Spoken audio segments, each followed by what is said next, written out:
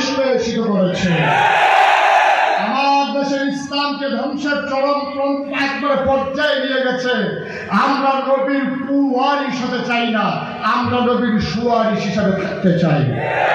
ফায়সালা হবে সেদিন, কিয়ামতের ময়দানে যেদিন উঠবে মানুষ, সেদিন ফায়সালা হবে কারা সুওয়ারিশ কারা কুওয়ারিশ।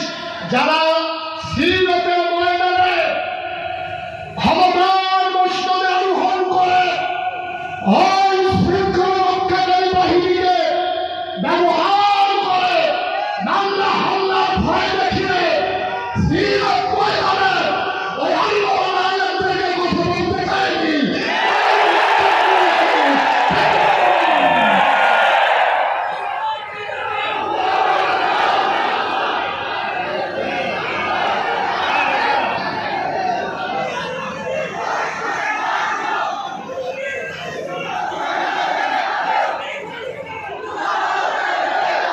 এই বাংলাদেশে আমরা দেখেছি ঢাকা ইউনিভার্সিটি, ওখানকার প্রফেসররা পর্যন্ত দুঃসাহস দেখিয়েছে।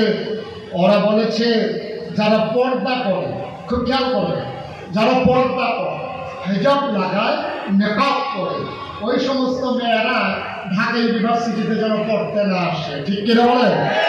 ঢাকা ইউনিভার্সিটির প্রফেসর সে ঘোষণা দিল, মনে হয় ইউনিভার্সিটিতে তার বাপ দাদার সম্পদ।